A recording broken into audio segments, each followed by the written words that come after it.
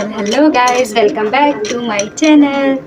तो जैसा मैंने कहा था ना कि मैं आपसे अपनी प्रेगनेंसी जर्नी शेयर करूंगी, तो मैं लेके आ गई अपनी प्रेगनेंसी जर्नी। चलो मैं बताती हूँ क्या हुआ, कैसे हुआ। तो मैं पहले ये बता दूँ कि जो मेरा मई मंथ है ना, वो शायद लकी है। वो लकी है मेरे लिए। वो क्यों है? एक तो मैं पैदा हुई थी, या ऑफकोर्स मेरा बर्थ मंथ भी मई है, और मेरी शादी भी मई में हुई। मैंने अपना बेबी भी कंसीव मई में किया, और हमारा जो मतलब हमारा दिल्ली वाला घर है उसमें एंट्री भी हमारा मई में ही हुआ। मेरे मम्मी पापा की भी शादी मई, मतलब मई मई मई मई। Most of the functions are celebrate in our home in May. तो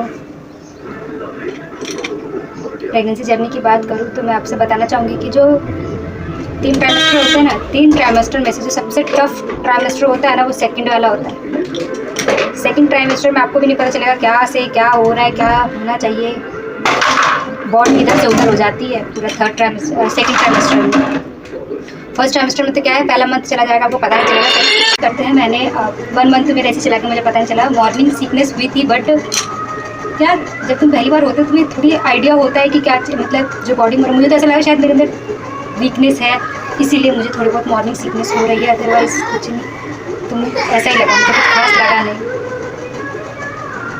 हाँ, तो मॉर्निंग सिकनेस का ना मुझे मतलब पता नहीं चला, होती थी हल्की बहुत होती थी, इतना आइडिया नहीं था मुझे लगा मतलब जैसा टीवी में देखते ना उल्टियाँ होती हैं, इमली खाने का मन करता है, तो मुझे ऐसा था थिंकिंग मेरी ऐसी थी कि ऐसा कुछ करेगा, बट कुछ नहीं होता गाइस ऐसा कि मतलब वो बस दिखाने के लिए होता है। ऐसा कुछ खास नहीं होता कि आपको उल्टी आने लगेंगी, इमली खाओगे खट्टा। वो मूड पे डिपेंड करता है, आपकी बॉडी पे डिपेंड करता है कि आपको क्या अच्छा लगता है, क्या अच्छा नहीं लगता।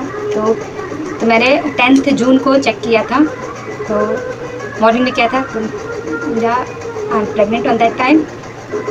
हस्बैंड को बताया, मम्मी को बताया, और सास को भी बताया, सबको बताया।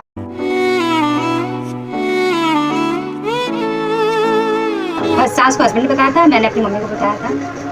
तो मेरी मम्मी, भाई किसी की मम्मी होती है वो यही सजेस्ट करती कि मतलब फैलाना नहीं है ज़्यादा 3 मंथ तक, 3 मंथ के बाद बताना है किसी को भी। तो मैंने बस मम्मी को बताया था, बाकी मम्मी ने मेरी सिस्टर्स को बताया था। सबका फ़ोन आया उस दिन, सबने सजेशंस दिए थे क्या करो क्या नहीं करो। और फिर मैं डॉक्टर के पास नहीं गई थी, मुझे 3 मंथ तक, खैर मुझे जाना चाहिए था, बट मेरी सास ने बोला कि नहीं 3 महीने बाद जाते। और उस बीच में ऐसा हुआ कि हमें गांव जाना पड़ा, किसी रीजंस की वजह से इंसिडेंट हो गया था कोई, तो वहाँ पे मुझे 1 मंथ के लिए, मुझे क्या पूरी फैमिली मतलब मैं, मेरे हस्बैंड, सास थी, हम सब गए थे वहाँ पे। और वहाँ से फिर मैं आई थी 13 जुलाई को, और मैं फिर 20 जुलाई को ही गई थी railway hospital first doctor visit के लिए। तो वहाँ पे मुझे मेरा ब्लड टेस्ट हुआ था, मेरा मतलब क्या कहते हैं थायराइड वगैरह का होता है ना, वो सब चेक किया था। और अल्ट्रासाउंड का बोला था मुझे अल्ट्रासाउंड स्कैन के लिए। तो वो मैं गई थी 23 या 22 तारीख को जुलाई में। तो वहाँ पे सब होके बताया था, और उसी दिन मैंने आके सब अपना चेक किया, भाई क्या चीज़ कैसे होता है। मतलब पहली बार होता था क्या लिखा है रिपोर्ट में, कुछ पता भी नहीं होता, फेटल क्या होता है, फेटस क्या होता है, तो वही सब पढ़ा मैंने। तो वही देख रही थी, एक ना अजीब सुकून सा मिलता है, पढ़ो ना जानो कि अच्छा गिफ्ट है, मेरा भी ऐसा है अंदर, मेरा भी वैसा है। मतलब इमेजिनेशन जो होती है ना, वो हाई लेवल की होती है, क्या क्या इमेज कर लेते हैं अपने माइंड में। I can't explain on that time.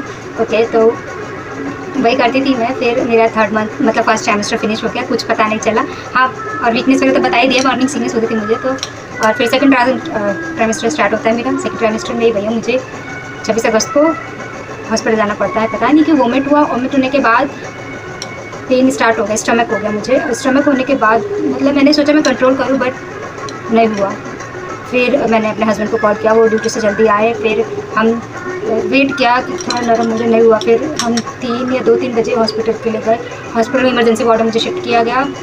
मुझे याद है मेरी ज़िंदगी का पहली मतलब बेबी, मतलब जब मैं बच्ची होंगी तब तो हुई होंगी, बट उसके बाद मैं आज तक हॉस्पिटल में मैं स्टे नहीं किया है। एक नाइट में मैंने स्टे नहीं किया है। मैं पहली बार स्टे किया था 1 night, first night in my hospital. बहुत वो था, अजीब सा भी लग रहा था, डर भी लग रहा था कुछ हो मच जाए। 3 महीने में तो जो इमेज कर लिया है ना, और उसके बाद जब 4th मंथ पे कुछ ऐसा आ जाए तो बहुत डर लगता है। तो बट वो पता नहीं क्या बॉडी स्ट्रक्चर तरह बेबी ग्रो करता है, तो थोड़ा इधर उधर होता है ना, तो शायद उस वजह से हुआ था। मुझे 2 इंजेक्शन लगे थे, एक मैं जाते ही लगाया था तो ठीक था, पेन का मुझे बिल्कुल पता नहीं चला। पर जैसे जैसे रात हुई ना, रात के 9-10 बजे मुझे फिर पेन स्टार्ट हो गया, वॉमिट स्टार्ट हो गई। तो उन्होंने फिर मुझे पेन दिया, और पेन के पता नहीं क्या पेन के इंजेक्शन था, बट पता नहीं क्या था, तो वो दिया। और फिर मैंने रात मतलब मेरा ना मन भी कर रहा था कि मैं खाऊँ कुछ, बट वॉमिट हो जा रहा था। मुझे भूख भी लग रही थी कि मुझे कुछ खाना है, पर उस टाइम पे ऐसा था ना, मैं खा भी नहीं पा रही थी, वॉमिट हो जा रहा था। बट जैसे तैसे वो दिन मेरा गुजरा। फिर मैं हॉस्पिटल से घर आई अगले दिन आई मैं। तो उसके बाद ठीक था। फिर मेरा सेकंड ट्राइमेस्टर चला। सेकंड ट्राइमेस्टर में ना 5th मंथ में मुझे बोला अपना अल्ट्रासाउंड के लिए सेंड करती है वो। तो उन्होंने किया अल्ट्रासाउंड के लिए सेंड ना, तो वहाँ पे फिर आया ना, तो रिपोर्ट में पता नहीं, डॉक्टर ने तो कुछ नहीं कहा कि शायद कहा था, मुझे याद नहीं है, बट पता चला कि जो बेबी में जो ब्लड फ्लो हो रहा है ना वो कम हो रहा है थोड़ा, एक और टेंशन। और उसके बाद उसने बोला कि एक और अल्ट्रासाउंड कराना पड़ेगा। तो अगले महीने फिर मुझे एक और अल्ट्रासाउंड कराना पड़ा, वरना 5th से लेकर जो 6 मंथ के बीच का जो गैप था ना उसमें बहुत ज़्यादा स्कैरी था कि मतलब क्यों हो रहा है ब्लड फ्लो कम। ब्लड भी मतलब मेरा 12.8 था, हीमोग्लोबिन ओके था, पर पता नहीं क्यों हुआ। तो फिर उसके बाद उसी बीच मुझे एलर्जियाँ स्टार्ट हो गई, अर्टिकेरिया जैसी, वो उसकी मेडिसिन अलग से मिलती थी, वो खाओ तो ठीक रहता था, अदरवाइज़ फिर मेरे को हो जाता था, मेरा वाइट ब्लड सेल्स इंक्रीज़ हो गया था उसी की वजह से। वाइट ब्लड सेल्स क्या होता है ना कि जब आपका यही एलर्जी वगैरह होती है ना, तो वाइट ब्लड सेल्स इंक्रीज़ हो जाता है ताकि आपकी एलर्जी को वो कम कर सके। तो वो इंक्रीज़ हो गया मतलब बॉडी में एलर्जी हो रहा है। यूरिन टेस्ट हुआ, ब्लड टेस्ट हुआ, कुछ भी नहीं निकला। वही फिर मेडिसिन खाते जैसे तैसे, आप पता नहीं 4 टाइम मेरा पूरा मुँह ना चाइनीज़ की तरह होता है ना, वैसा सूज जाता था, बॉडी में कहीं पर हो जाता। मतलब प्रेगनेंट होना बहुत डिफ़िकल्ट है, बहुत डिफ़िकल्ट है। तो वही 5th मंथ में वही सब बीमारियाँ हो गई। और शायद मुझे आज अब पता चल रहा है कि शायद मूँगफली वगैरह खाने से एलर्जी थी मेरी, तो मूँगफली अवॉइड कर रही हूँ, अभी भी अवॉइड ही कर रही हूँ। तो खा लो तो फिर वही हो जाता है। तो मेरा 5th 6th मंथ भी जैसे तैसे कट गया। 5th 6th मंथ में जो बेबी होता है ना, जो करता है ना, ऐसा लगता है ईंटा की तरह इधर होगा, पता नहीं कैसे। मैंने कहीं इमेज में फोटोज देखी है ना कि बच्चे का पंजा मतलब तलवा दिख रहा है पैर में, ऐसा कुछ भी नहीं होता यार। तलवा कहाँ से दिख जाएगा, इतने कवर होता है बेबी हमारा, इतना लेयर्स होती हैं। तो वही फिर 6th मंथ भी कंप्लीट हुआ, 7 मंथ स्टार्ट हुआ। सबसे ज़्यादा दिक्कत तो सोने में दिक्कत होती है मुझे। खाने पीने का तो मैं बता चुकी हूँ मुझे क्या पसंद करता है। मुझे मीठा बहुत अच्छा लगता था, आइसक्रीम वगैरह मुझे जो मिल जाए।